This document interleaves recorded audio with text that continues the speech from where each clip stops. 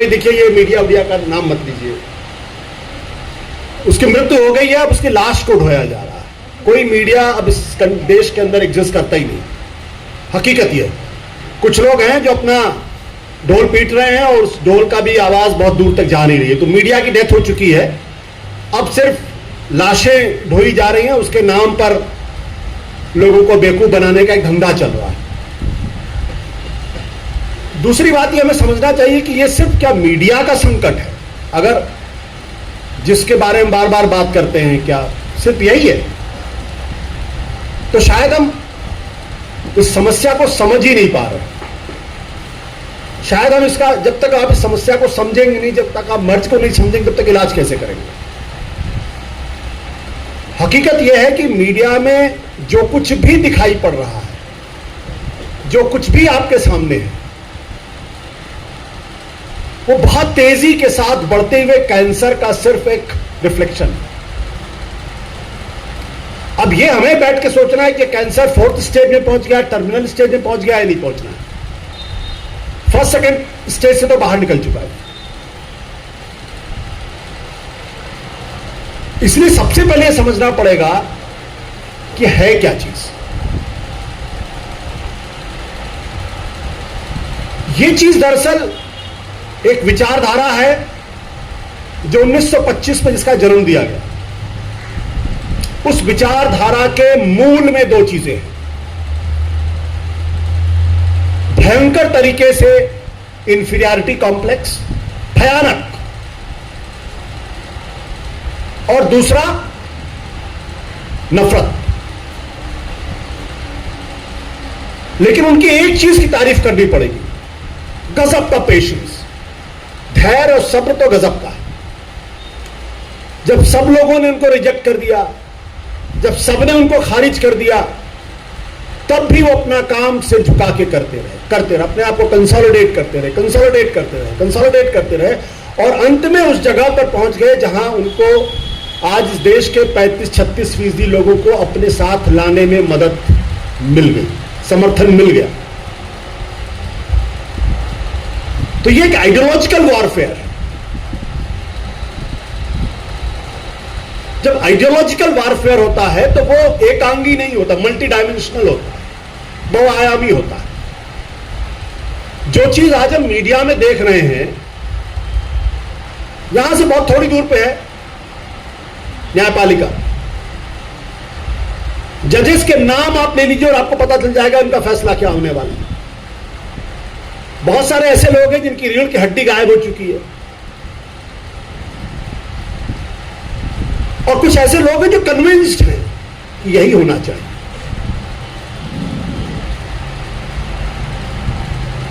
आप दूसरा कोई इंस्टीट्यूशन उठा के देख ले, इलेक्शन कमीशन पास में ही है। 2024 से ज्यादा कम्युनल इलेक्शन इस देश में हुआ ही नहीं। एक के भी खिलाफ कार्रवाई हुई नहीं। देश के प्रधानमंत्री खुलकर कहते हैं कि भाई ये तो इन्फिल्ट्रेटर्स हैं, आपके मंगलसूत्र को उठा के ले जाएंगे। कहीं कोई कार्रवाई दिखाई नहीं पड़ी। एक जमाने में बाला साहब ठाकरे को 6 साल के लिए उनको डिबार कर दिया गया था इलेक्शन में पार्टिसिपेट करने से। कोई इंस्टीट्यूशन उठा के देख लीजिए, और विचारधारा ऐसे ही काम करती है। विचारधारा के मूल में है एक ऐसा यूटोपिया क्रिएट करना, एक ऐसा सपना बेचता है। उस सपने को बनाने के लिए समाज के हर हिस्से को, चाहे वो सरकार हो चाहे ना हो, उसको उसमें पार्टिसिपेट करना ही पड़ता है। और जो पार्टिसिपेट नहीं करता वो एनिमी होता है, वो शत्रु होता है।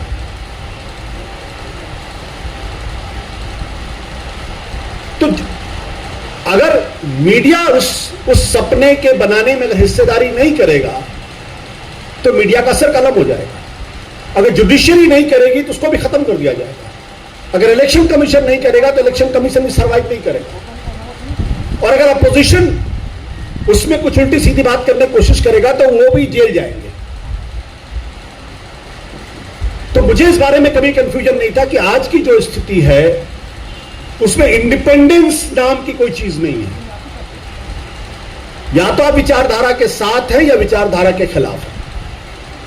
अगर आप विचारधारा के साथ हैं तो सरवाइव करेंगे, अगर विचारधारा के खिलाफ हैं तो आप शत्रु हैं और आपका एनाइलेशन होना जरूरी है, आपका सर कटना जरूरी है। वो आज कटे, 10 दिन बाद कटे, 25 दिन बाद कटे।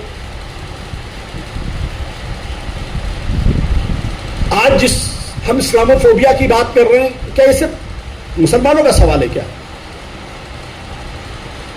मेरे जैसे हिंदुओं का भी यह सवाल है। लोकतंत्र रहेगा तो हम जिंदा रहेंगे, लोकतंत्र नहीं रहेगा तो हम जिंदा नहीं, मुर्दा हो जाएंगे।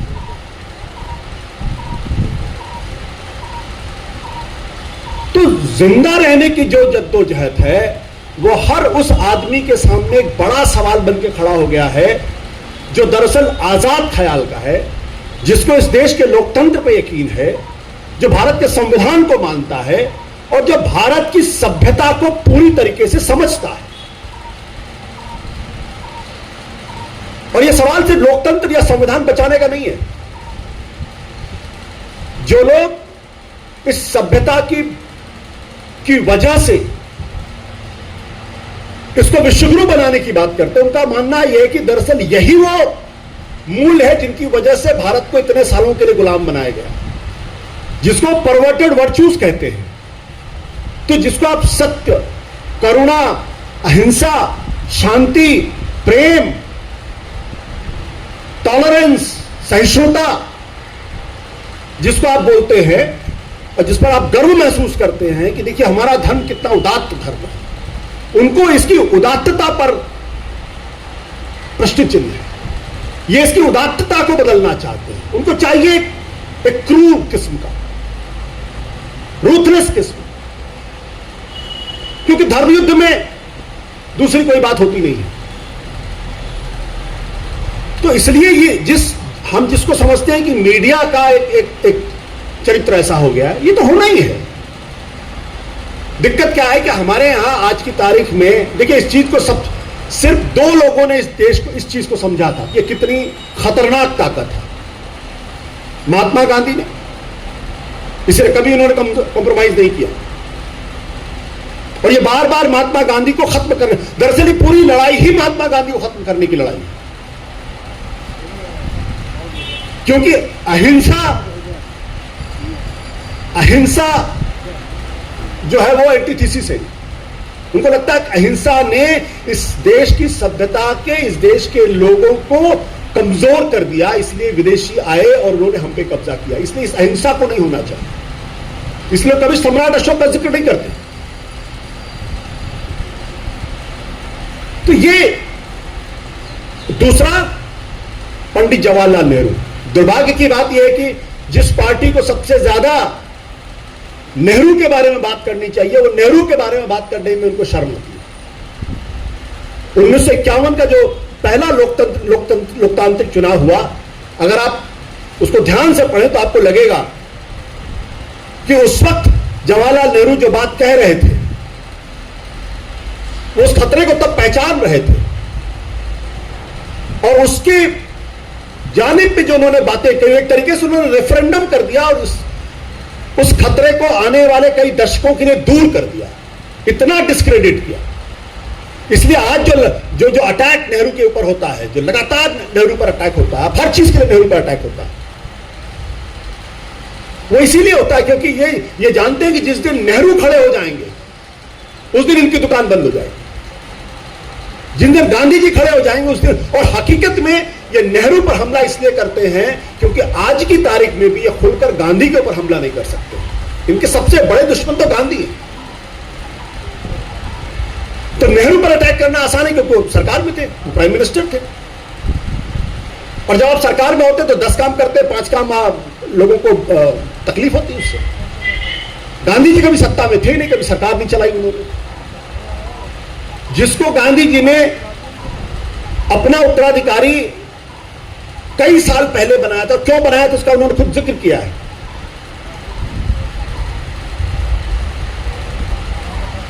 तो पहले वो नेहरू को खत्म करेंगे, उसके बाद गांधी। ये तो कहते थे गांधी वध 1962-63 में आके इनको लगा कि नहीं, ये हमको हमको एंडोर्समेंट चाहिए, हमको क्रेडिबिलिटी चाहिए। तब गांधी को उन्होंने अपनाना शुरू किया। जिन लोगों ने बाबा साहब अंबेडकर के पुतले जलाए, क्या क्या नहीं कहा उनको, अगर आप हिंदू कोड बिल की पूरी डिबेट उठा के देखें तो आपको पता चलेगा। आज वो बाबा साहब अंबेडकर को गले लगा के घूमते। सरदार पटेल ने इनके बारे में क्या क्या नहीं। सरदार पटेल ने दिसंबर 1949 में चेन्नई की अपनी सभा में साफ तौर पे कहा कि ये जो जिस हिंदू राष्ट्र की बात करते हैं, दरअसल ये हिंदू राष्ट्र देश के लिए बड़ा खतरा है।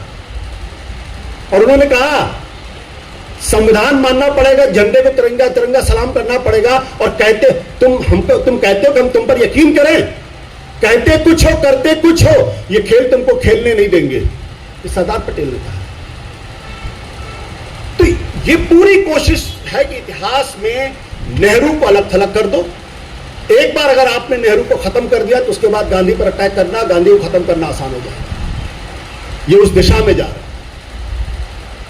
हमारे यहां दिक्कत क्या है, आज देखिए जो राजनीतिक पार्टियां 2014 में इनके साथ हाथ नहीं मिलाना चाहती थी, खाना नहीं खाना चाहती थी, गले नहीं मिलना चाहती थी, आज झुक झुक के पैर छूटते हैं। तो वो एक बहुत ही संगठित तरीके से अपनी विचारधारा को आगे बढ़ा रहे।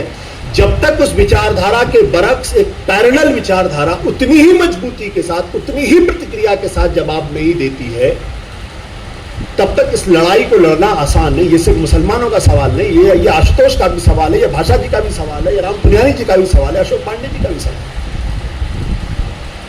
और ये सवाल इसलिए है क्योंकि मेजॉरिटी के अंदर एक माइनॉरिटी है, अपने उस माइनॉरिटी माइंडसेट को पूरी मेजॉरिटी के ऊपर थोपना चाहिए।